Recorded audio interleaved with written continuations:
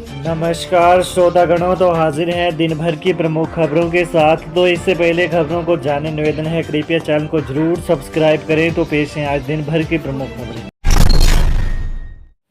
सौरभ हत्याकांड सामने आए। रूम नंबर 203 के राज हिमाचल में यहीं रुके थे मुस्कान, साहिल माली की जुबानी पूरी कहानी।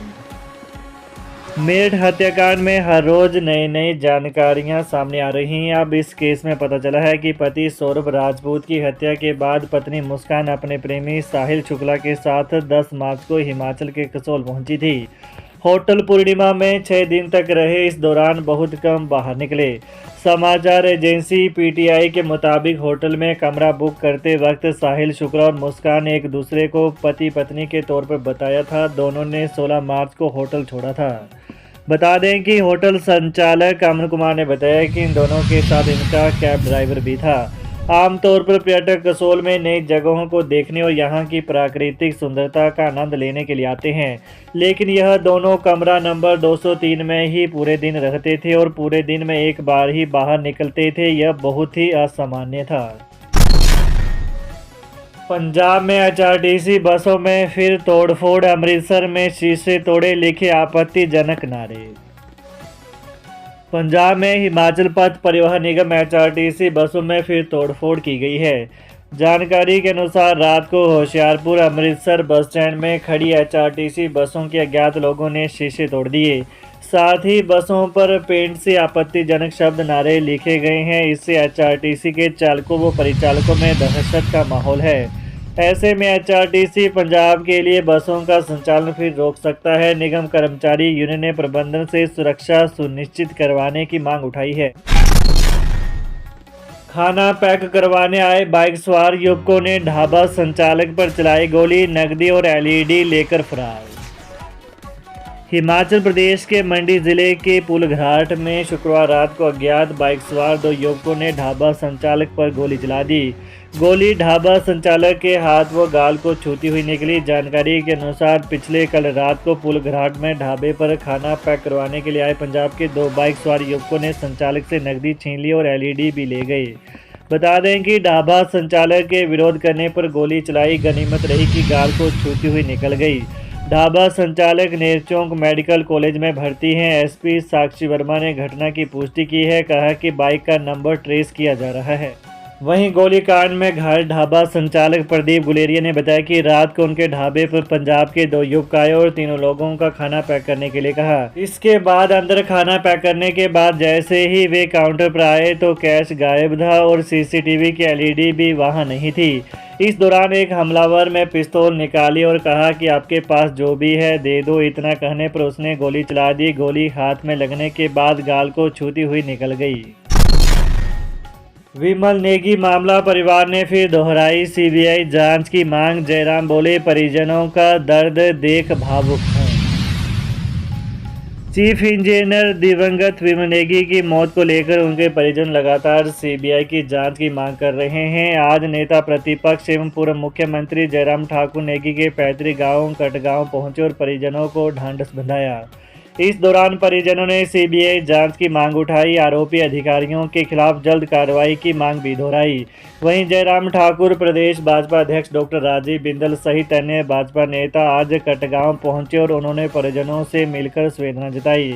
जयराम ने कहा कि विमल नेगी की माताजी के आंसू उनकी पत्नी, भाई और परिजनों का दर्द देखकर बहुत भावुक हूँ। विमल ईमानदार अधिकारी के साथ सरल और मिलनसार स्वभाव के थे। परिवार ने सीबीआई जांच करने की मांग की है। अमित शाह से मिले सीएम, सुक्खू किया मुआवजा जारी करने का आग्रह। मुख्यमंत्री सुखविंदर सिंह सुक्खू ने आज नई दिल्ली में केंद्रीय गृह मंत्री अमित शाह से भेंट करते हुए वर्ष 2023 के मानसून में प्राकृतिक आपदा के दौरान प्रदेश को हुई भारी नुकसान के लिए मुआवजा जारी करने का आग्रह किया। उन्होंने कहा कि राज्य सरकार ने आपदा उपरांत आवश्यकता मूल्यांकन वित्तीय सहायता प्रदान करने का आग्रह किया है, लेकिन केंद्र सरकार द्वारा अभी तक राहत राशि प्रदान नहीं की गई है। उन्होंने केंद्रीय मंत्री को बताया कि प्राकृतिक आपदा के दौरान पेयजल, सिंचाई योजनाएं, अधोसंरचना, सड़कों और पुलों को भारी क्षति पहुंची थी। उन्होंने कहा कि प्रदेश सरकार ने अपने संसाधनों का उपयोग कर जनजीवन सामान्य करने के लिए राहत और पुनर्वास कार्य किए।